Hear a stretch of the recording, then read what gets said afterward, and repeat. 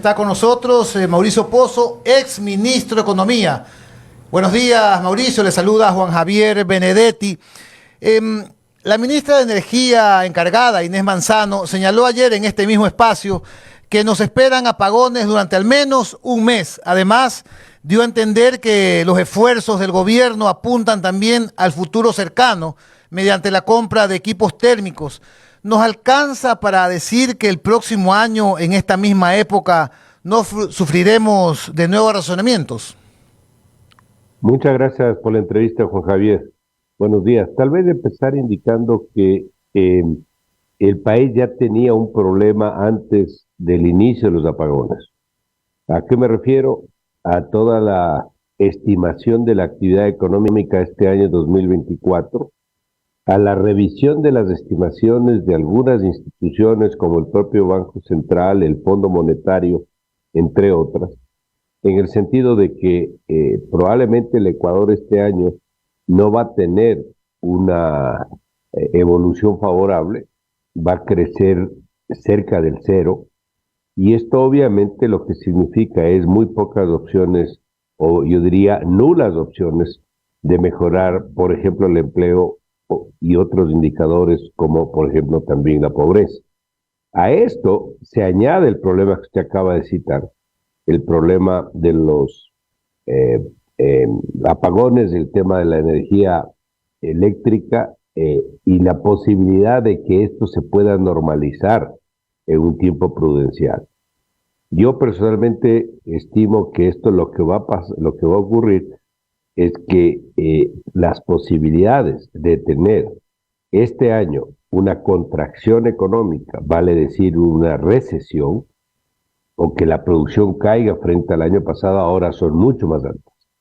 Toda vez que el segundo trimestre ya se publicó la cifra, el país decreció 2.2% frente al mismo trimestre del año pasado, y el tercer trimestre empieza a recoger el tema de los apagones que estamos viviendo. Es decir, creería yo que no es un buen escenario para este año, y tal como van las cosas, yo no veo que el año 2025, peor aún, incorporando el tema electoral, va a revestir grandes cambios, grandes modificaciones respecto a lo que va a suceder en el presente año. Ahora que las acciones tomadas permitan tal vez paliar la situación energética por un plazo corto, puede ser que esté dentro de las posibilidades, pero creo que nosotros tenemos que pensar en soluciones de mediano y de largo plazo, y si no hay una participación privada mucho más activa y dinámica, si no se dan todas las facilidades para que eso ocurra, si no hay inversión extranjera en el sector, si no se piensa también en energía termoeléctrica, aparte de las no convencionales, me parece que el país puede volver a repetir episodios de esta naturaleza con las consecuencias que estamos viendo. Economista, la crisis energética aún tiene para rato. ¿Cuáles van a ser las consecuencias de esta situación provocada por el clima y la inoperancia estatal? Leía un artículo suyo en Forbes y usted señalaba que recién tendremos un crecimiento en el 2028. ¿En qué basa sus pronósticos? Bueno, esa es una estimación del acuerdo que firmó Ecuador, el gobierno, con el propio Fondo Monetario y los multilaterales. Ahí se habla de un escenario de crecimiento económico alcanzando el 2.5 el año 2028. Y los años previos vamos a tener, de acuerdo a esa estimación, crecimientos del 1,5, que hace ver que el país lamentablemente no va a poder registrar una mejoría sustantiva. Y eso, si uno lo ve hacia atrás, lo que va a observar es que tendríamos más de una década sin crecimiento económico. Eso significa también más de una década sin mejoras de empleo. Y creo que el Ecuador no se puede dar el lujo de tener crecimientos tan bajos. Por esa razón, creo que los acuerdos internacionales pueden ayudar, son importantes, preservan de alguna manera cierta estabilidad, pero esto está muy lejos de ser suficiente. Se requiere inversión privada en cantidades importantes y en plazos cortos para poder lograr una recuperación económica más rápida. Economista Fernando Aguayo lo saluda. Es indudable que hay que mejorar la seguridad jurídica para poder tener esa inversión extranjera, privada y por supuesto la nacional. Se requiere absolutamente aquello, pero eso no se decreta. Hay que demostrar, ¿no? Hay que generar ese ambiente que estimule a los inversionistas por seguridad jurídica. Eso por un lado, cómo lograr aquello, y la otra pregunta tiene que ver con el flujo de recursos. El Ecuador ha sido asistido por el Fondo Monetario Internacional, los últimos gobiernos lo han hecho, el actual también, pero como estamos escasos de recursos y necesitamos más, ¿será posible plantear ese pedido sobre derechos especiales de giro del Fondo Monetario Internacional, que a la postre esos derechos no tienen que ser reembolsables, no tienen que ser pagados, porque seguir en endeudamiento va a ser más complicado? ¿Será factible que lo plantee el Ecuador? A ver, hay varios temas en esto, Fernando, y es una buena consulta en el sentido de que en el caso inicial, en el caso de las condiciones para poder atraer la inversión que se requiere, donde está obviamente el tema de la seguridad jurídica, sin duda no es un tema de la firma de un decreto. Eso hay que mostrarlo en el tiempo. Pero eso no quiere decir que se den otros pasos que ayuden a dar señales que vamos en esa dirección. Y ahí tenemos algunas acciones que no hemos emprendido. Seguimos con un problema de subsidios y que no se va a adoptar probablemente por razones eminentemente políticas, me refiero al tema del subsidio al diésel. Seguimos con un problema de un marco laboral que no ayuda, que no facilita la contratación, es más, creo que la entorpece sin duda alguna. Tenemos un problema de aranceles excesivos que encarecen la importación y por lo tanto encarecen la producción nacional. Entonces hay varias acciones que se podían ir adoptando y muchas de ellas dependen del gobierno, no necesariamente de la Asamblea, para dar de alguna manera señales de que vamos en la dirección. Y de forma paralela, obviamente habrá que hacer el trabajo en el tema que usted anota de la justicia independiente y adecuada. Ahora, sobre el tema del financiamiento y de los recursos, hay varios tipos de acuerdos con el Fondo Monetario, no todos son de la misma estructura. El que acabamos de firmar es un acuerdo de facilidad extendida que se puede llamar con metas, con un cronograma de acciones. Ahora va a visitar este mes la misión del fondo y va a emitir un informe en el mes de noviembre para poder acceder al segundo desembolso del fondo de 500 millones, aparte de los 1.000 que ya se recibió cuando se aprobó por el directorio del acuerdo.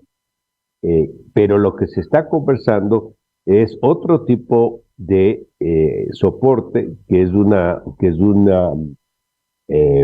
forma de estimular a países que atraviesen por situaciones emergentes y Llama, que ¿no? pueden pedir apoyo de los multilaterales. Ahí, por lo tanto, hay que demostrar que eso es así.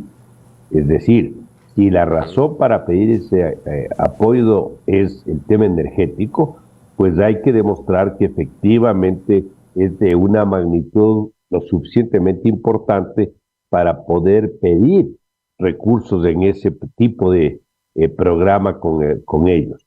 Pero yo no le veo ese tema un asunto de plazo corto, porque esto, por lo que acabo de explicar, no va a poderse aplicar sin siquiera haber pasado la primera revisión del programa. Todavía no pasamos la primera revisión del programa.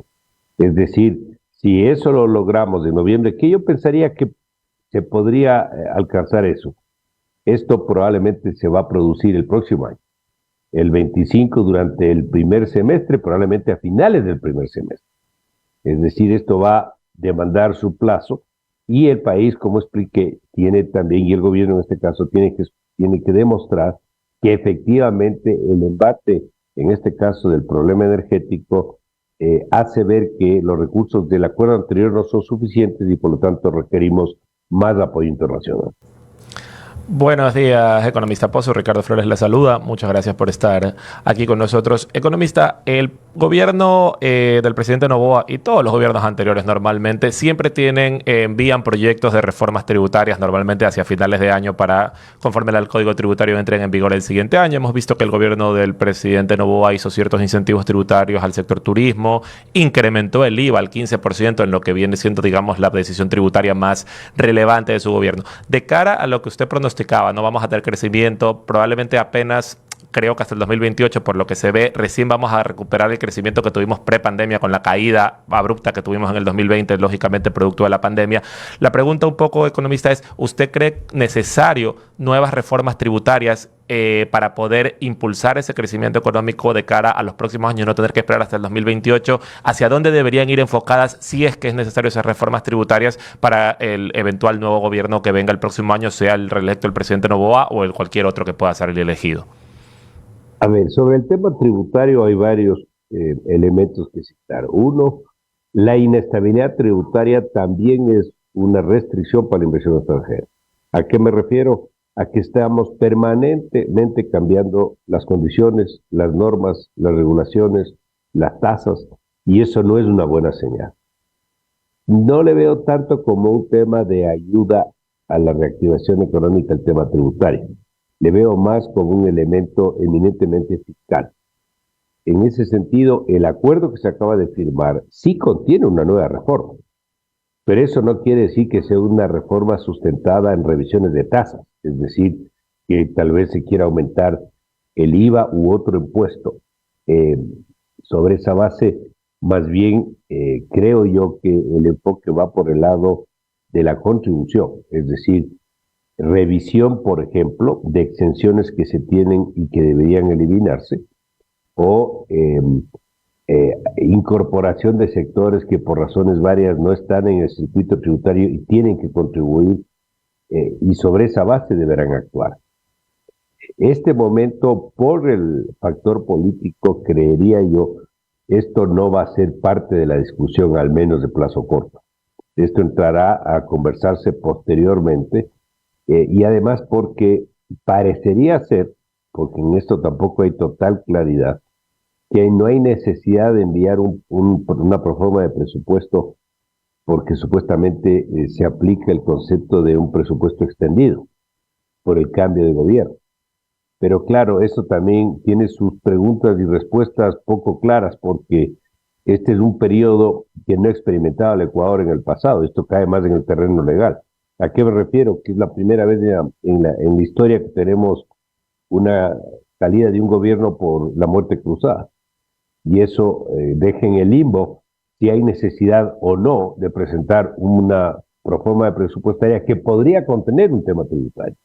Pero así tengan que presentar, tampoco eso normalmente se le incluye, porque políticamente es un problema incluir algo que ya va a generar de entrada un problema o una resistencia por algún sector o por alguna otra razón, y que por lo tanto pueda bloquearse a nivel de la Asamblea Nacional.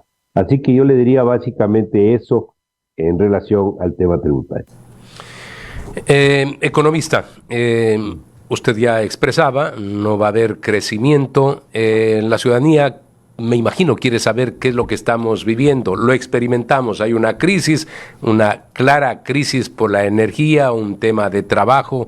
Es más, en los últimos días hemos visto, y de manera oficial se ha establecido, han habido despidos. Ojalá esto no siga aumentando esa legión de desocupados que tiene el Ecuador. Esperamos que llueva pronto y que salgamos de esta crisis. Pero la pregunta es, la que quieren saber los ciudadanos, ¿cuál es la situación actual, por ejemplo, de la banca ecuatoriana? ¿Estamos en crisis? ¿Es solvente? ¿Tenemos que tener fe en el sistema bancario ecuatoriano? ¿Cuál es la situación? Yo le diría que a nivel general y como promedio del sector, los indicadores no son malos. Se pasó obviamente un momento muy difícil. Algunos de esos problemas se siguen arrastrando en algunas instituciones puntuales, no tanto en el sistema bancario, yo le diría más en el sistema de cooperativas. Pero también se adoptaron otras decisiones que han permitido alivianar. Ahora bien, Que esto se ha deteriorado la calidad de la cartera, sí. Hay un deterioro de la cartera innegable, más en unos sectores que en otros, y no es igual en todas las instituciones, depende mucho de en qué segmentos han estado trabajando. Pero viendo los temas de nivel de liquidez, de provisiones de cartera, de calidad de los activos, yo le diría, la situación es este momento, yo diría, adecuada.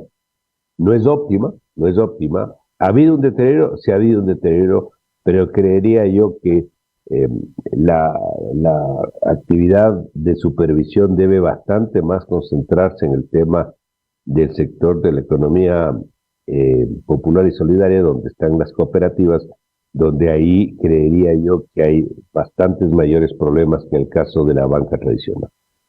Por otro lado, como tenemos el sistema de dolarización, siempre estamos también consultando peligros del sistema. ¿Cuál es el estado de cosas del comercio exterior, el frente externo? Hemos disminuido exportaciones, se sabe que no ha habido mayor caída, pero ¿cómo ve usted el tema de las exportaciones, que es sustancial para nosotros? Bueno, hace pocos días yo envié un artículo en la revista Forbes donde abordo este tema del comercio exterior y menciono que tenemos un superávit comercial al mes de junio superior a los 3.000 millones de dólares. Y esto se da porque en promedio el valor del petróleo, el precio del petróleo está por encima del mismo periodo del año pasado, a pesar de que la producción, como todos sabemos, está estancada e inclusive ha caído en algunos casos. Y segundo, porque fundamentalmente las importaciones han caído. Entonces, si usted tiene por un lado que las exportaciones crecen y las importaciones se reducen, el superávit aumenta. Desde el punto de vista de los dólares que entran y salen, que es lo que mide el comercio exterior, por razones de comercio, en este caso tenemos un flujo positivo, porque más han sido los dólares por exportación que los dólares que han salido por importaciones. Pero el problema está en que este superávit comercial tiene un espejo, que es la contracción económica. Lamentablemente, un superávit comercial puede venir aparejado, que es el caso, creo yo, actual, con un nivel de muy poca actividad, inclusive hasta de riesgos de recesión. Cuando hay esos problemas, las importaciones se reducen. No hay importaciones de materias primas, no hay importaciones de bienes de capital, o hay menos, para ponerlo más exacto, importaciones de bienes de consumo, y eso es porque la demanda no es suficiente. Entonces yo le diría, esa es un poquito la realidad del comercio exterior. A veces es preferible tener un superávit comercial más pequeño o inclusive estar cerca del equilibrio comercial, pero con un nivel de actividad más dinámico al interior, que es lo que lamentablemente no tenemos. Muchísimas gracias, economista Pozo, por hacer su análisis aquí en Punto de Orden. Buenos días.